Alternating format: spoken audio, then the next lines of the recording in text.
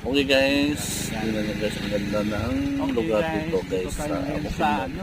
Itong tinatawag nila na New Zealand ng Bukidnon. Yan guys, so mapag tayo pababa guys sa yan guys sa yan guys. Yan na guys, so ito guys ang tinatawag nilang New Zealand ng Bukidnon. Rancho to guys, alam nyo rancho naman guys. Lawak ng rancho dito guys.